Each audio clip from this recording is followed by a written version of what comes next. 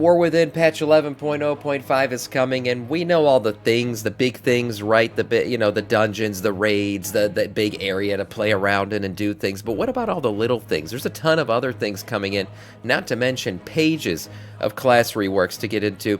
We're going to talk about some of that stuff, some Twitch drops coming, other things that Blizzard have confirmed. So we missed the news yesterday. Let's get into it today. So we know the 20th anniversary is bringing the big items, all these things that you can buy and do, cosmetics, of course, tier set reworks from October 22nd. Yeah, this is what I get for trusting you. No, thanks for calling me a bitch so early in the morning. You basically going to get a ton of stuff here from October 22nd to January 6th, running around, doing all the fun. That is the anniversary event.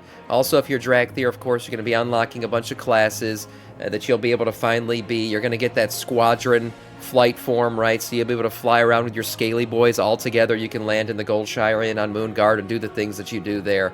Dark Iron Dwarfs are getting their Mole Machine exits and new places in Kultiras, Zandalar, Dragon Isles, and Shadowlands. God forbid you want to go back there. Class reworks. There's a ton of them. I mean, if I sat here reading them to you now, this would be like a 2-3 hour YouTube video. So there's a ton of them. You're obviously going to be able to click the link down below the video to this blue post and check it all out. There are pages and pages of class reworks here, things that are going to dynamically change how your class plays for a lot of people. I know for myself, Blood DK, a lot of changes coming in there, so I'll have to check those things out, see how they're going to change my rotation and stuff. But overall, it's going to change the balance of things, that's for sure. DPS charts will probably be flipped over upside down, as well as many other things. We know shamans are getting their new forms, things like that coming as well. So check those out if you missed them. If you want to go back and read them in detail, as I said, the link should be down below. Dungeons and raids. Time walking is going to feel different once patch 11.0.5 hits, and that's not just because you're going to be doing different time walking dungeons, but it's going to feel different in that the way it scales. Right, so Chromie Time scales things differently in that it brings things to your level, where Time Walking has always brought you down to the level of the dungeon. Well, that's going to be flipped from now on. So from now on, Time Walking dungeons are going to use the same scaling system as Chromie Time, and will now scale your enemies to your current level, as opposed to scaling you to the level of the dungeon. So that's going to change things completely for how Time Walking dungeons feel. Maybe for the better, we'll have to see. We also know all those time-walking items that we've used before, like Heart of Azeroth and things like that. Those are no longer going to be relevant. So that's changing time-walking forever, honestly. Non-end dungeon bosses will now drop 10 Time Warp badges, and ends will drop 20. Non-end raid bosses will drop 20 Time Warp badges, and end raid bosses will drop 50. So those are two little changes there as well. For items, big change to how transmog works. Non-cosmetic class-restricted gear can now have its appearance collected by other classes. This is the big one here. This change will be retroactive to any gear currently in your bank or inventory.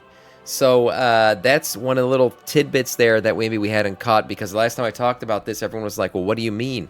Every quest I've ever completed is now going to be retroactively added?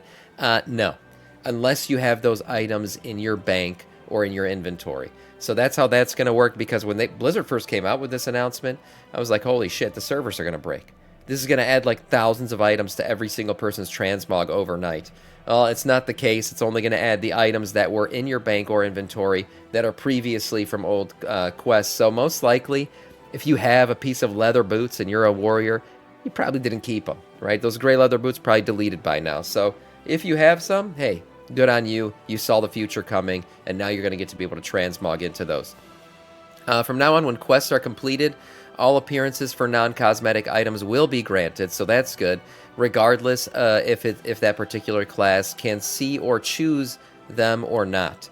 This should apply retroactively for all quests previously completed. Now, this is crazy. So I did talk about the inventory shit, but they're saying here that all the quests that are previously completed. So I don't know. I really don't know which way it's going to go. Either you have it or you don't. Either you completed the quest or you didn't. If this retroactively applies to every single quest ever completed, as the piece of the blue post says, but then this one says this change only applies to stuff in your inventory, this will break everything. This will be just fine. We're going to see which way Blizzard goes with this. So many completed quests. Yeah, tons of them. Hundreds and thousands of them. So I have no idea which way this is going to go, but I do know going forward, when you complete a quest from now on, that transmog will be given to you for all of your classes that you have. So that's pretty cool. Players have finally overcome their squeamishness, and now when you ride Mr. Jigglesworth, your legs will be placed properly on the mount. If you do have Mr. Jigglesworth, you know the legs were always sticking out from the sides. I always talked about it when I was streaming. That'll be fixed, so now your legs will actually rest at the sides of your mount as they should. Mistweaver AI and the Timeless Isles now offers Mists of Pandaria Remix achievement rewards for players who didn't receive the achievement rewards during the event. So that'll be retroactively applied. And then they fixed an issue where collecting certain Dragonflight Season 4 appearances would not unlock their alternate versions despite using the Gleaming Incarnate Thunderstone, Obsidian Espectral Card Earthstone, or the Emerald Blossom Dreamstone. If you don't know what those were some items that added extra cosmetics or cosmetic appearances to your tier sets. Had you hit, I believe it was 2,500 rating, you got these. So those were nice little things that you got for basically hitting 2,500. It would give you extra lightning or whatever on your tier set. Sometimes they didn't work. Well, retroactively now they should. Player PvP stuff here. Alongside prioritizing balancing for the average team ratings, the matchmaker will now prioritize balancing classes and specs as well for each team. So that's pretty cool. It's not just going to be a basically, oh, how many healers do you have, but they're also going to consider how many paladins do you have, which is interesting, right? So that matchmaker is going to, who knows how long that's going to take now. I wonder if it adds more time. They commented in here in another spot that it shouldn't, but we'll have to see. Some adjustments have been made to prioritizing higher quality matches with, here it is, minimal impact on queue times for both solo and duo queues. So that should be an interesting one. What do they mean by minimal impact? Who knows how long these queues will take now? But they are trying to balance things out better with PvP and the way that it creates groups for you. So that should be good. Some changes to classes here for PvP stuff. Again, you can read into your individual class and see what this all means. And then some interface accessibility changes. Arachnophobia modes had some additional changes made to it. Now mounts will dynamically swap if the mode is enabled while the mount is already visible. Blood Swarmers are now supported by Arachnophobia mode, so that's good. Fixed an issue where the setting would sometimes be temporarily disabled upon logging in. So if you happen to log out in Ashkahet with Arachnophobia on because you hate spiders and then you come back in, spiders will be surrounding you. That'd be, yeah. Talk about some traumatizing shit for those people. Well, that has been supposedly fixed. And they fixed an issue that was causing some swapped creatures to appear to be large, too large, or too small. So there you go. Could you ever be too large? Probably not. Character selection screen. Some changes have been made here where you can make it more searchable, right? So now you'll be able to actually search for specializations specifically, so you can actually search based on spec now through your character list. The warband list on the select screen will also remain collapsed or expanded depending on where you had it when you last logged out. New characters that are created will now be placed by the campfire if there's room, and if there's not, they'll be placed directly under that on your character select list, so you'll be able to see them there and drag them up if you want to. Various character select screen icons have been updated, including mail, character locked, character transfer. Those things, you know, the little gear and stuff like that have all been updated. And then there's a button now available to toggle the rest of the menu shit on and off, so that you can turn it all off and then actually see your full warband, take a screenshot, get some lotion and napkins out, whatever you want to do to your warband. You'll be able to do that now without all the interface stuff around it. Or you can click one of these buttons to bring it all back if you decide you want to do that as well. Errors that display when attempting to restore a deleted character will now give more detail on what problem has occurred there. So there you go. You could also, get some details on what's going on with one of your characters that no longer exists. The Warband Bake, some quality of life stuff here. Depositing all Warband items will now also deposit refundable items. The confirmation that displays when clearing up your Warband bank can now be marked as don't show this again, so you don't have to get that message every time you do it. Reagents stored in your Warband bank will now be accessible when you're crafting. So you no longer have to go to your bank, grab the shit, put it in your bag, and then craft. It'll just be something you could pull into your tab. Automatically it's there, and you'll be able to use it while you're crafting without going to your bank and grabbing it. And then an interact icon has been added for objects that open the Warband bank. So there you go. Now you'll know which to click, if you want to open the bank or not. A few other changes here have been made. A few things. The The following cursor and interact icons have been updated. That's fine. Currency transfer pane now allows you to quickly input the maximum, so you can just transfer everything all at once. Quest indicators for meta and repeatable quests have been updated for clarity. Various map icons have been updated. Just a bunch of quality of life changes here. A bunch of stuff that's really good for, visibility stuff and everything to say. So all these changes coming in 11.0.5, and that's besides the event. This thing's huge. So one little tidbit here also, Leroy Jenkins will be joining the event. I didn't even realize this was happening. He has a fried chicken stand that I've never seen before. Evidently has been put in the game before, but this is the second time now that it's appearing.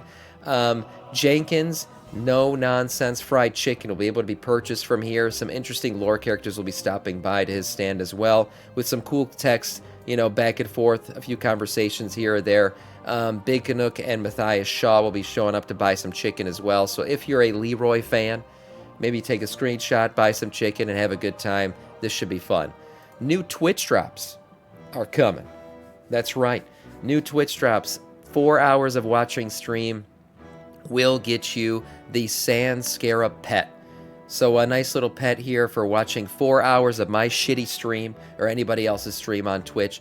This event will be going on when the anniversary event goes live on October 22nd and will continue until November 4th. So get in here, go somewhere else, watch a stream, get the pet. That's all you got to do. 4 hours of watching will get you this nice little scarab here. And then Blizzard confirms the glitch in the game right now. So if you completed the quest for getting the 2.25% damage and healing buff for the raid, you may have noticed that the buff, and I pointed this out live on stream when we got it, says 0%. Right? I was looking at this and I was like, what the hell? Another death night. What is this? Hi, Sam. Sam, I'm alive. Bye, Sam, I gotta get to bed. KFFC love. Oh, thanks, Cadence. I appreciate the sub, man. 18 months in a row. What the hell? For 18 total. Man's never missed a month. Thank you so much, Cadence. Enjoy your sleep. Death Knight of our Scourge. Yes, so as I was saying, Blizzard confirms that the buff is actually working and is giving the 2.25% damage and healing bonus, but it is showing as 0%. So they said, don't worry, this will be fixed with the 20th anniversary patch, but until then, you'll still only see 0%. Just know that it is working as intended, and you are, in fact, getting the buff. And then last but not least here, one side piece of news. It is Warcraft's, in total, 30th anniversary as well. It is not just WoW's 20th, but in fact, Warcraft as a franchise is having its 30th anniversary, and all of a sudden, out of nowhere, Warcraft 3 got a patch update. Temporarily, and then it was taken off. So this was a 2.0 patch update. Nobody knows what was in it. Nobody knows the reason for it, but it was in fact put into the game and then retroactively taken down. Only for a couple minutes it was up there. So obviously people have alerts set for this thing, so they saw the patch update and then all of a sudden it was taken down. This is interesting. Some people want to keep this game in its classic form. They don't want updates coming to it. But clearly this shows Blizzard might be intending to do some updates. Whether or not this is some Warcraft 30th anniversary thing or something else, nobody really knows. This could apply to Warcraft 3 and the reforged/remastered version of the game. We'll have to see if there's anything actually planned. I feel like if there was something planned, we would have heard about it by now. Unless they're planning to run this towards the end of the year when Warcraft first came out. World of Warcraft came out in November. I don't know when the original Warcraft franchise started, but they could be waiting for that month to actually launch whatever it is they have planned for the Warcraft 30th anniversary. I thought they were talking about a soft relaunch of Warcraft 3. They did. Back at Gamescom in August, Blizzard had shared some details regarding Warcraft's 30th anniversary, including an announcement at a game presentation called Warcraft Direct, happening and saying it was coming in months. But since then, that whole thing's gone dark. We don't know anything about it. We haven't heard anything about it. So maybe they're doing that soft relaunch you're mentioning, DJ. Could be something else. But so far, that patch no longer exists. It was taken down just as quickly as it went up. So we'll have to wait and see if they actually anything planned. But that is all in terms of news.